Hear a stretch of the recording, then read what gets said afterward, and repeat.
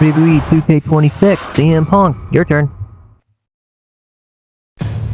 2013 did not go the way I hoped it would.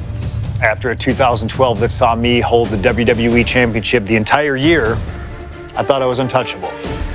Unfortunately, that was not the case. We start with WrestleMania 29 and the night I looked to end the Undertaker's streak.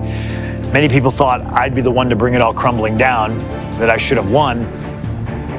I'm one of those people. I wasn't scared of the Undertaker. We'd battled dozens of times before, including in a Hell in a Cell, and I knew I needed to hit him deep. So, I stole the Undertaker's urn. That is the ultimate act of disrespect. What can I say? I like to antagonize. When the day came, I fell short.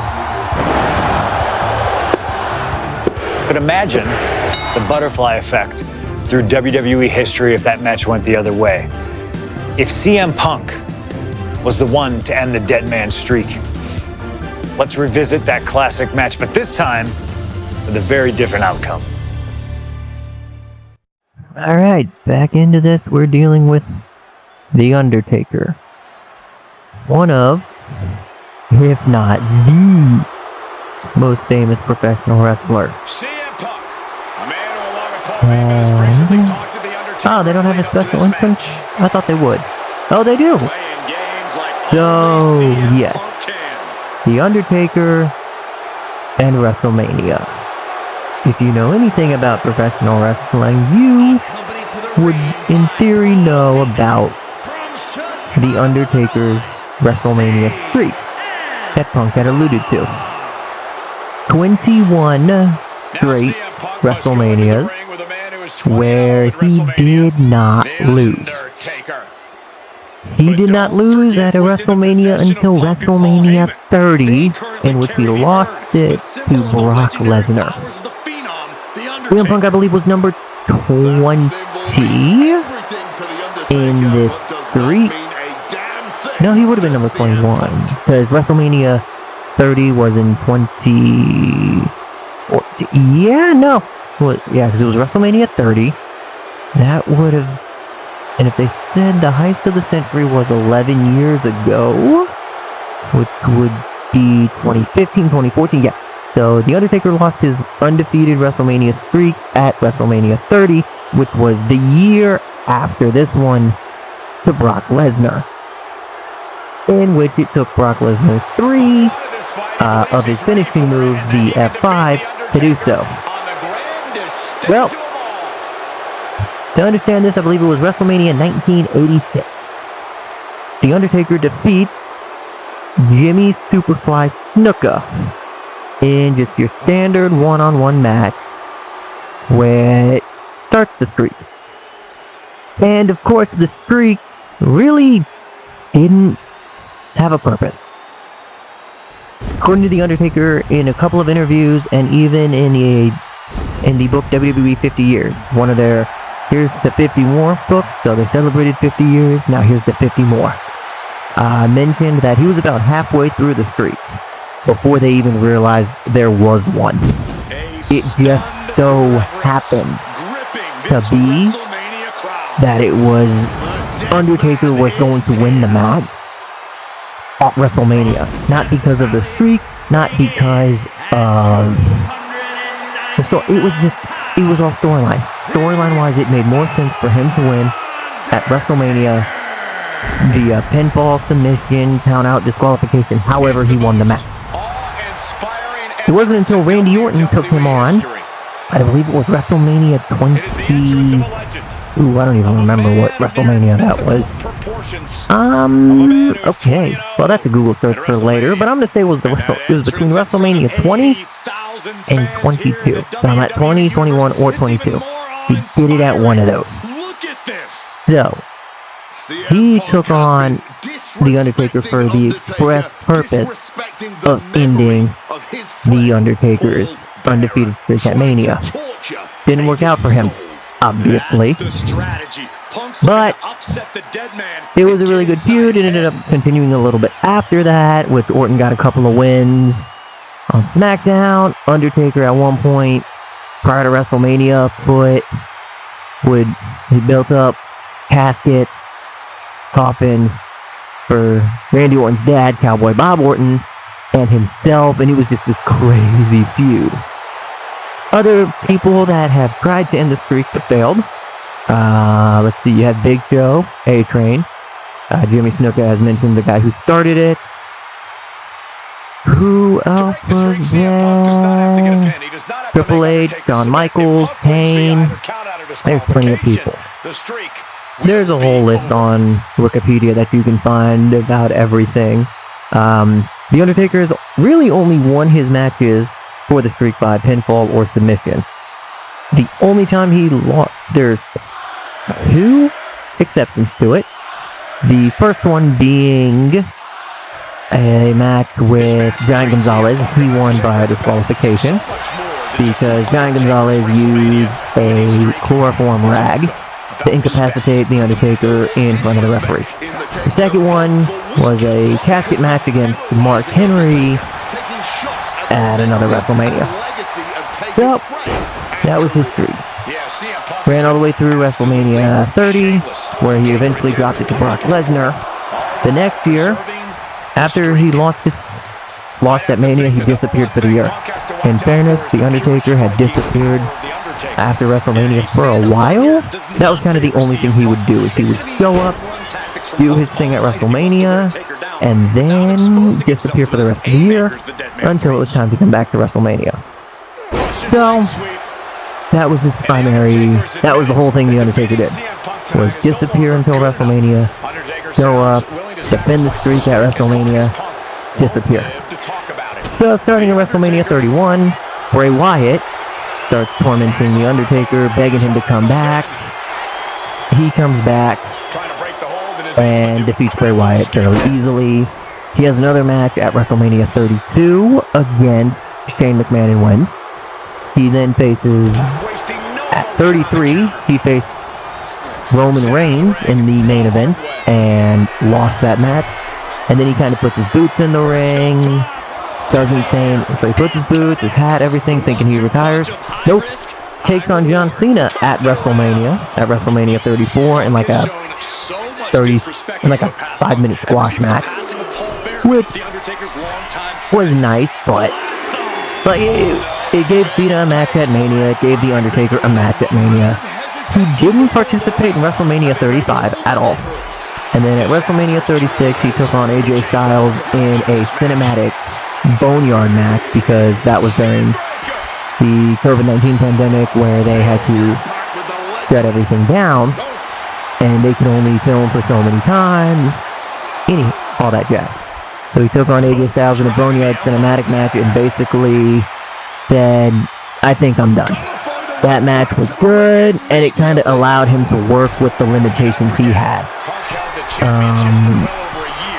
So, after that match, The Undertaker quietly retired and was basically inducted in the Hall of Fame the next year, capping off an already incredible career. Undertaker has held multiple different, held the world title many different times and held the tag titles with his kayfabe brother Kane, as the two are not related in real life. Yeah, that's gonna break someone's heart. Alright, let's see. Booyah!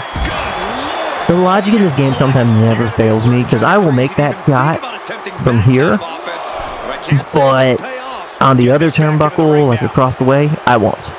Alright, send Undertaker into the ropes, meet him with a swinging neck breaker. Okay, so if he's running towards me, I gotta hit that button. Great. Okay, well, I want him to get in the ring because I'm also trying to charge up my stamina a little bit. Alright, 6 count, come on. Booyah! Gave me that running attack. Okay. Okay, running attack, that's a rebound attack, right. Nope. Okay, Heyman, I don't need the chair. But I won't complain. Alright.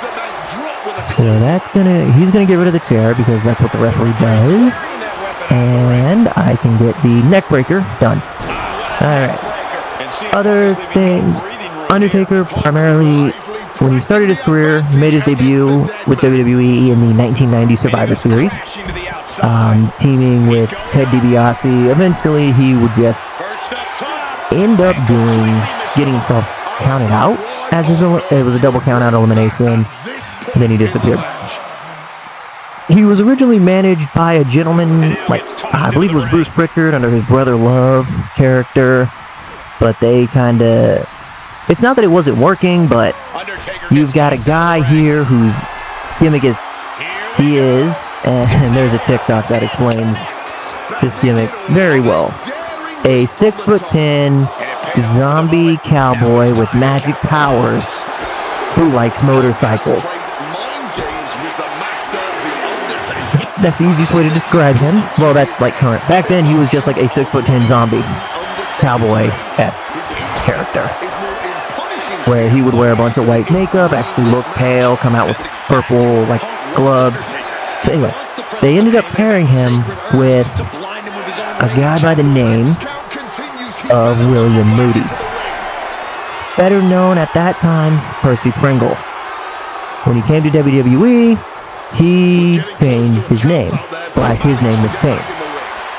Upon reviewing his resume, Vince McMahon, while doing the interview, saw that he was a legitimate mortician and funeral director. And Vince is kind of sitting there reading the resume, interviewing him, and he starts laughing. Which, if anyone knows wrestling history, if you can get Vince McMahon to laugh, you're pretty much good. So they find out, Vince finds out everything about the funeral business and that he is a legitimate mortician, all that jazz. He says, okay, well, we've got a job for you. And your name is going to be Paul Bearer. Yes. His name was changed to Paul Bearer, when you carry a casket, you're referred to as a Paul Bearer. So he was a Paul Bearer. Eventually, he's doing all these things, and he needs to... Undertaker's like now having all these supernatural powers that would come with being undead. So they're like, we need something to, be in control of the power. That's when he gets the bright idea of, let's use an urn. I'm a funeral director. I have plenty that I'm not using. So they use the urn, and the urn eventually is what becomes the source of the Undertaker's power. Prior to this feud with CM Punk, in real life, William Moody had passed away. So Kane and the Undertaker did an amazing tribute to him. The WWE superstars were pouring support in all night, all that jazz. Prior to during the segment, Punk comes out, steals the urn, challenges Undertaker to a match at Mania. He's cutting promos. He's playing with the urn.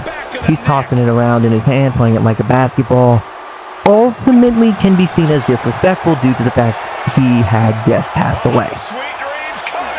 However, everyone who was friends with him said, no. He would love this. He would love the fact he's being used in a storyline. He would love the fact that everyone's having fun with it. He wouldn't be upset by it. So there was that. He was enjoying the storyline. Everyone was having fun with the storyline, and it was like one of those. They knew they would know when they went too far, but they apparently never did.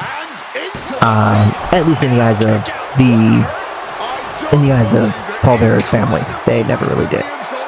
Well, after the feud, they kind of go their separate ways. Undertaker disappears until he challenges Brock. Punk kind of floats around before he ends up walking out early the next year. In this would be 24, 20, yeah, so this was 2013, before leaving in 2014. So, this match was also considered one of the best pay-per-view matches of 2013. This match was kind of the one match a lot of people talk about, but it's also an Undertaker match at WrestleMania. It's almost always a good one.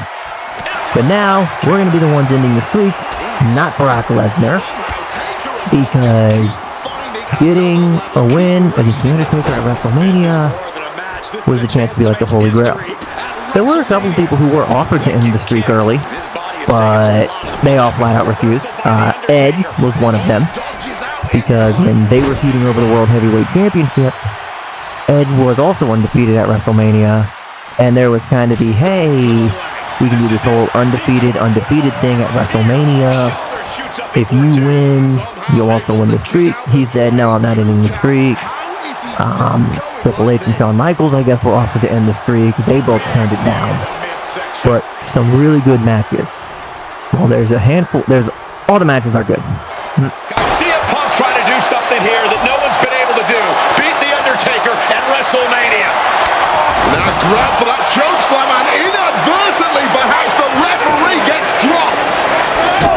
Could be a fortuitous turn of events for CM Punk. Heyman out of the way just in time, and the Second City Saint continues to chop down the dead man. Punk with a running knee in the corner, and The Undertaker's WrestleMania undefeated streak could be in trouble here. And now, Heyman handed the urn to Punk with the official down. Oh, mid-last ride, the only thing saving Punk there was that urn to the back of the head of The Undertaker. Punk is going to steal it at WrestleMania. Look at the disrespect. And Undertaker able to kick out. Somehow, The Undertaker's still in it, and Punk can't believe it. While throwing everything they can at the dead man in an attempt to break this streak, well, it may be impossible. Both Paul Heyman and CM Punk beside themselves with emotion. What else can Punk possibly do to keep the dead man down? Punk talking to himself, Corey. Paul Heyman can't believe what he just witnessed. And there must be utter despair in the mind of CM Punk here, knowing you should be home and dry, but somehow against the dead man. Oh my, what is CM Punk coming up with here? And now with Undertaker on his shoulders, Corey. Looking for GTS, but The Undertaker able to fight his way out. Countering the tombstone.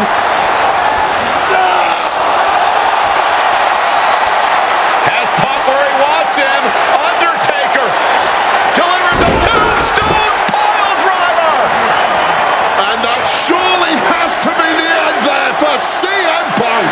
Going in for the win here. Anyway, one of my favorite matches with The Undertaker's streak was, besides this one, because I am a CM Punk fan, would be his match at 25 with Shawn Michaels. Yes, it's a little bit overdone, because, like, it was all good, but everyone will always refer to the match at 26 as just as good, if not better, which I agree, it is just as good, if not better. But I liked that one. So, like, the best part about that first one at 25 was it ended up, be it on purpose or just accidental, set up Undertaker for the next 4 years. So you had Shawn Michaels year 1, Shawn Michaels year 2, where he ended the feud. He then had Triple H take him on in a no-holds-barred match, where the two went almost 40 minutes and ended up getting fined because of an unprotected chair shot to the head. And then the year's 4th match, which was dubbed the end of an era, was Taker versus Triple H, Hell in a Cell, with Shawn Michaels as a special guest referee. If you want to talk about long-term storytelling, that's a pretty good one. Because if you go back in time, Triple H tried to end the streak earlier, failed, and it ended up being a 4-part story between Michaels, Taker, and Triple H, effectively ending the whole era they all had. Enjoy. But that's going to do it for this episode. I hope you all enjoy. And, yeah, kind of went on a tangent there. Later.